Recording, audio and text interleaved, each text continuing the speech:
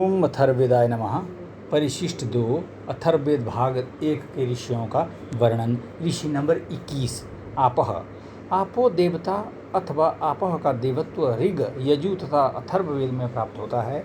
ये अंतरिक्ष स्थानीय देवता है। इन्हें सूर्य का निकष्ट तथा अग्नि का जनक प्रतिपादित किया गया है। ये चर अचर के सृष्टिकर्ता तथा रोगहर्ता हैं। इसी कारण इन्हें श्रेष्ठ माता तथा भिषक भी उपन्यस्त किया गया है। काठक संहिता में अपह को पवित्र वर्णित किया गया है। शतपथ ब्राह्मण में आपह को प्राण विवेचित किया गया है।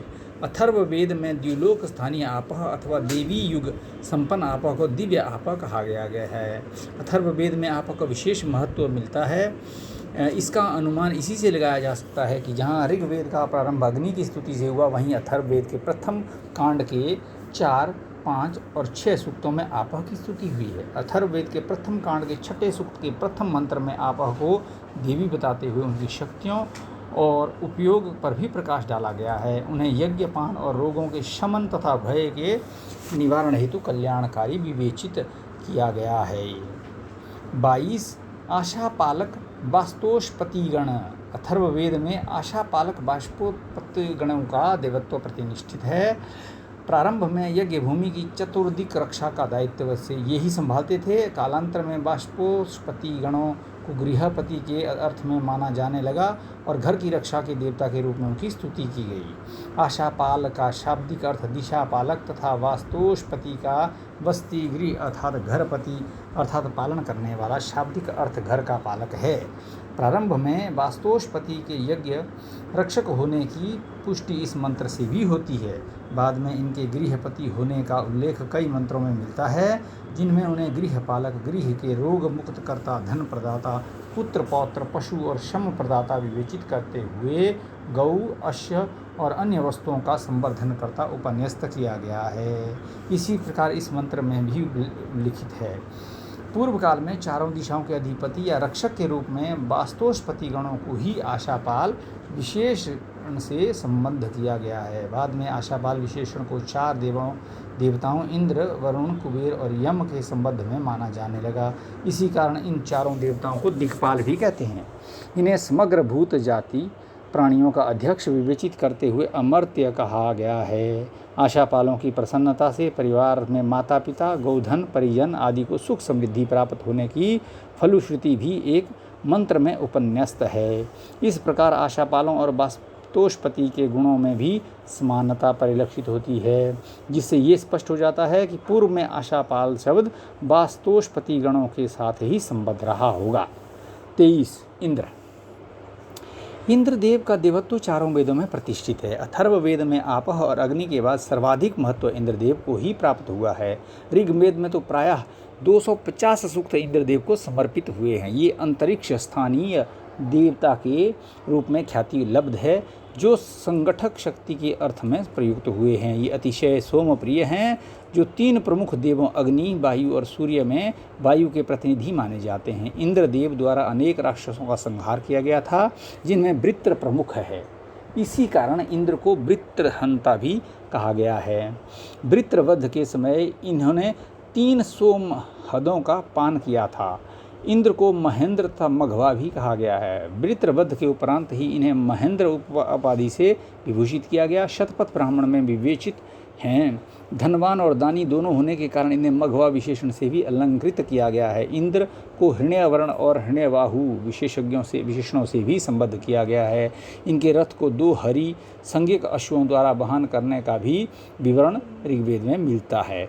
इनका रथ मन की गति से संचालित है। अथर्ववेद में इंद्र को शतक्रतु उपन्यस्त किया गया है।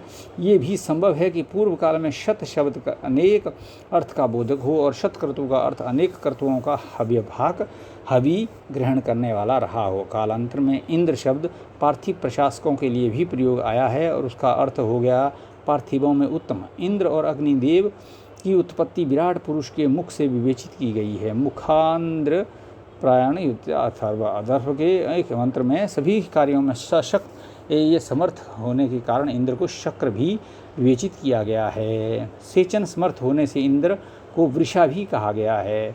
24 इंद्र वायु। वैदिक देव युग्मों में इंद्र वायु को भी परिगणित किया गया है। ऋग्वेद में इस देव युग्म को सोमपान के लिए एक आवाहित किया गया है।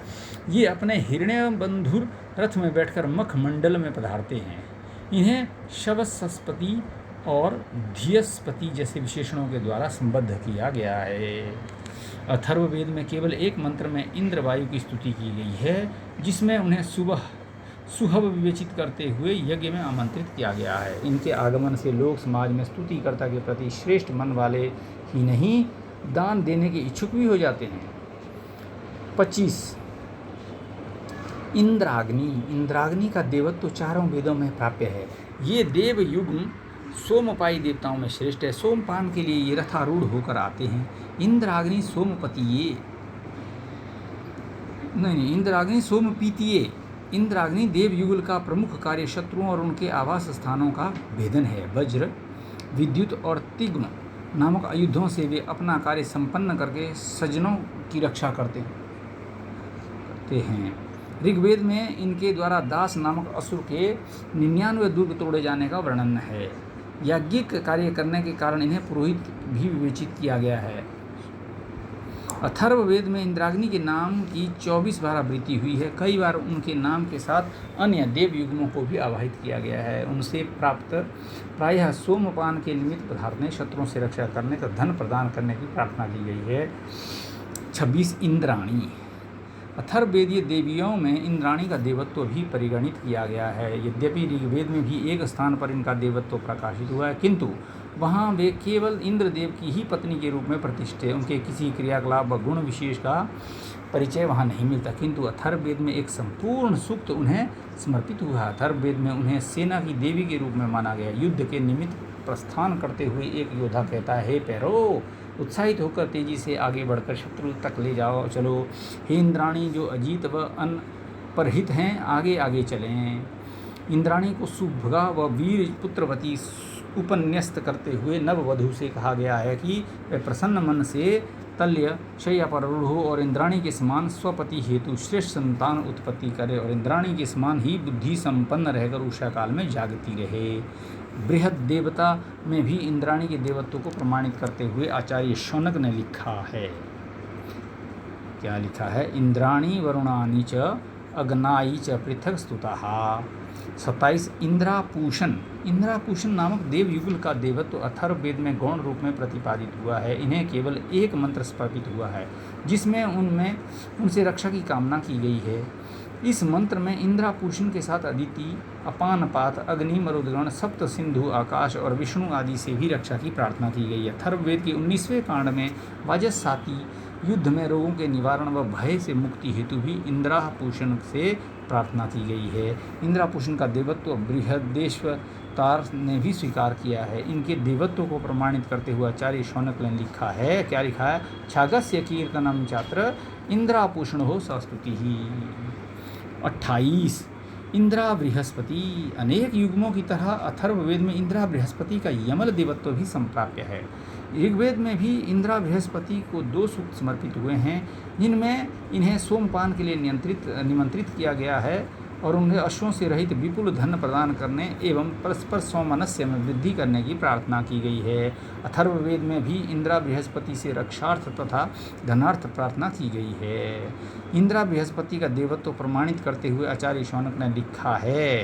क्या लिखा है भाई? स्तोतेन्द्र प्रथमा त्वत्र द्वितीयाद्या बृहस्पतिम यज्ञ आध्यैन्द्रवेवास्तदौ अंत्या त्विंद्रा बृहस्पति ही। 29 इंद्रावरुण। इंद्रावरुण का देवत्व ऋग्वेद का अथर्ववेद में प्रतिष्ठित है। ऋग्वेद में इनमें निमित्त 8 संपूर्ण सूक्त समर्पित हैं। इन्हें मनुष्यों का धारणकर्ता विवेचित किया गया है। अपने उपासकों को विजय प्रदान करने के लिए प्रख्यात हैं। अथर्ववेद में इनका विवेचन सोमपान हेतु यज्ञ मान के घर अथर्व रथ से पधारने व यजमानों के कल्याणकर्ता के रूप में है।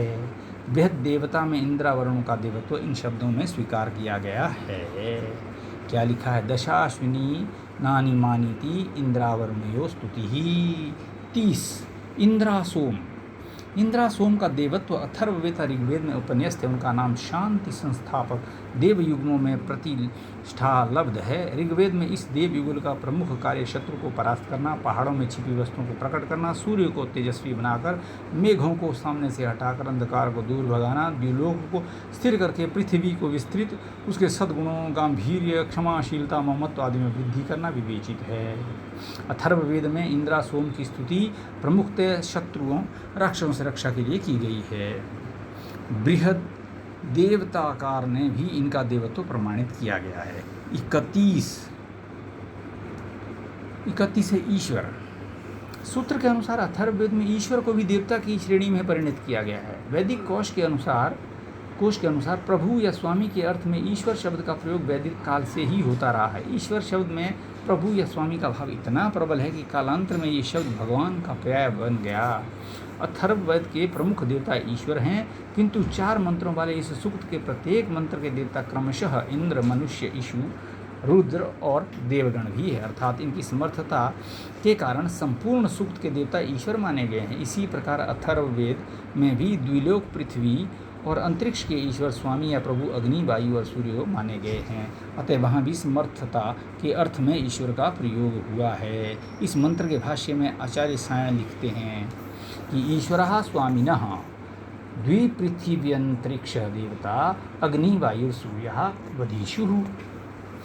32 उषा प्रातःकाल की अधिष्ठात्री देवी के रूप में प्रख्यात है। इनका देवत्व चारों वेदों में प्रतिष्ठित है। ऋग्वेद में इनका नामोल्लेख प्रायः 300 बार हुआ है। उषा की रचना वैदिक काल की सर्वोत्कृष्ट मनोरम कल्पना है। प्रायः किसी भी साहित्य में उषा से अधिक आकर्षक चरित्र उपलब्ध नहीं होता। ऋग्वेद में उन्हें अनुपम सुषमा से संपन्न झिलमिलाती हुई, उदित होकर सौंदर्य प्रदर्शित करती हुई, तमस को दूर भगाकर प्रकाश के साथ अवतरित होने वाली उपन्यस्त किया गया है। उषा देवी प्रसूतों को जगाते एवं सभी प्राणियों, द्विपादों एवं चतुष्पादों को गति हेतु प्रेरित करती है। अथर्ववेद में उषा की प्रतिष्ठा देवता के रूप में अधिकतर प्रकृति सुंदरी के रूप में कम है। वहाँ उषा काल को सौभाग्य का जनक तथा दौर्भाग्य का विनाशक विवेचित किया गया है। इस तथ्य की पुष्टि इस मंत्र से होती है, जिसमें याजक द्वारा ये आशा की गई है कि नक्षत्रों तथा उषाओं के विदा होते ही हमारे समस्त दुर्भूत और क्षेत्रीय रोग नष्ट हो जाएंगे। उषा और नक्षत्रों के विदा होने का समय एक ही है। यही समय देव यजन का भी माना गया है। उषा देवी सभी उपासकों को प्रबुद्ध करके यज्ञाग्नि को प्रदीप्त कराकर देवताओं पर भरपूर उपकार करती है। उषा को भग की बहिन कहा गया है। उषा को रात्रि की बहिन तथा दिवा दुहिता यानी द्विलोक पुत्री भी कहा गया है। उषा का सूर्य के साथ घनिष्ठ संबंध है, इसलिए वे सूर्य की यात्रा हेतु पथ खोलती हैं। उषा देवी का संबंध अविष्णु कुमारों, चंद्रमा, इंद्र तथा बृहस्पति आदि देवताओं के साथ भी होने के प्रमाण मिलते हैं। 31 उषा सानकता। उषा सानकता का देवत्व ऋग्वेद व अथर्ववेद दोनों में दृष्टिगोचर होता है। उषा और रात्रि को युगल रूप में उषा सानकता नाम से आवाहित किया गया है। उषा और नक्त का संयुक्त रूप उषा नक्त है। उन्हें दिन रात की देवी के रूप में प्रतिष्ठित किया गया है। इनसे रक्षा की प्रार्थना की जाती है। इन दोनों को दिवोदुहिता अर्थात द्विलोक की पुत्री स्वरूप चित्रित किया गया है। इन्हें धन संपदा से विभूषित दिव्य युवती भी विवेचित किया गया है। अथर्ववेद में इन्हें सुवर्णाभूषणों से सज्जित, उज्ज्वल, राजमान और सौंदर्य श्री से युक्त योषा वर्णित किया गया है। उषा और नक्त परस्पर वहीने हैं, जिनका रंग तो अलग अलग है पर मन एक ही है। इनका मार्ग भी एक है और साथ ही अनंत भी हैं। ये न कभी ठहरती हैं न परस्पर टकराती हैं। निरुक्त में उषा का निर्वचन इस प्रकार दिया गया है। क्या दिया? उषाहा कस्माद उच्छतीति, अर्थात जो अंधकार को हल्का कर देती है वह उषा है। इसी प्रकार निरुक्त में नक्त को भी अव्यक्त वर्णा कहा गया है। 34 ऋभु। वैदिक देवों में कुछ देवगण ऐसे भी हैं जिनके दिव्य गुणों का अधिक विकास नहीं हो पाया, फिर भी वे देवता संज्ञा से प्रतिष्ठित हैं। इनमें सर्वाधिक महत्वपूर्ण ऋभु है। अथर्ववेद में ऋभुओं को देवकल्प ऋषियों के रूप में उपन्यस्त किया गया है। ऋग्वेद में इनका नाम 100 से अधिक बार आवृत्त हुआ है तथा प्रायः 11 सूक्तों में इनकी स्तुति की गई है। अथर्ववेद में ऋभुगणों का उल्लेख 8 बार हुआ है। इनका प्रचलित नाम तो ऋभु है, पर ये एक समूह ऋभुगण के रूप में भी आवाहित किए जाते हैं, जिसमें 3 नामों का उल्लेख मिलता है। ये नाम है ऋभुक्षण, वाज और विभवन। इस संदर्भ में ऋग्वेद का एक मंत्र द्रष्टव्य है। कुछ आचार्यों ने इन्हें परस्पर तीनों भाई विवेचित किया, जो अंगिरस सुधनवा के पुत्र थे। निरुक्त में इस तथ्य की पुष्टि इन शब्दों से विवेचित है। कुछ आचार्यों ने ऋभु के ही ये तीनों नाम बताए हैं। कहीं कहीं इनका ये स्वरूप कुछ धुंधला सा प्रतीत होता, क्योंकि ऋभुओं के साथ ऋभु और विभुओं के साथ विभवन का आह्वान भी मिलता है। निरुक्ताकार यास्क ने आदित्य रश्मियों को ऋभु की संज्ञा प्रदान की है। ऋभुगणों का आह्वान तृतीय सवन में किया गया है, इसीलिए उन्हें तृतीय सवन का देवता कहते हैं। इसी कारण तृतीय सवन का ऋभु सवन भी कहा जाता है। इंद्रदेव के साथ ऋभु का संबंध इतना घनिष्ठपूर्ण बताया गया है कि एक स्थान पर तो उन्हें अभिनव इंद्र भी कह दिया गया है। ऋभु को इंद्र के अतिरिक्त मरुतों, आदित्य, सविता, पर्वत और सरिताओं से भी संबद्ध उपन्यस्त किया गया है। 35 एकाष्टक। अथर्ववेद में एक पूरा सूक्त एकाष्टक को समर्पित है। माघ मास की कृष्ण पक्ष की अष्टमी की पूर्व रात्रि को एकाष्टक या अष्टका कहते हैं। एकाष्टक को देवी का गौरव प्राप्त है। इस रात्रि में पितृकर्म करने तथा अनेक यागों को संपन्न करने का विधान है। शास्त्रों में वर्णित है कि सृष्टि के आदि में जब न रात्रि थी न दिन, तब देवताओं की शक्ति से 5 उषाएं जो अंधकार को दूर कर प्रकाशित हुईं, उनमें एकाष्टका सर्वप्रथम थी। देवगण आगामी एकाष्टकी रात्रि की धेनु के समान प्रतीक्षा करते हैं और कामना करते हैं कि वे हमारे लिए प्रतिवर्ष फलवती बने और सुख प्रदान करें। एकाष्टका को संवत्सर की पत्नी तथा प्रतिमा विवेचित करते हुए उन्हें मंगलदात्री, आयु प्रदात्री, संतति और धन प्रदात्री वर्णित किया गया है। तथा एकाष्टक के संवत्सर की पत्नी होने के विवेचक से ऐसा लगता है कि इस सूक्त की रचना के समय इसे नए संवत्सर का प्रथम दिन माना जाता होगा। इसी कारण ये कहा गया है कि सर्वप्रथम यही उषा प्रकट हुई है, अब अन्य उषाओं में प्रवेश करके संचरित होती हैं। इयमेव साया प्रथमा व्योच्छदनास्वित्रासु चरति प्रविष्टा नवगजत नित्री। एक स्थान पर अष्टका को प्रजापति की सुपुत्री तथा सोम और इंद्र की माता भी कहा गया है। इंद्रपुत्रे सोमपुत्रे दुहितासी प्रजापते। वार्षिक पितृकर्म के निमित्त इसी दिन पुरोहितगण पत्थरों द्वारा हवि तैयार करते हैं। ओम अथर्ववेदाय नमः।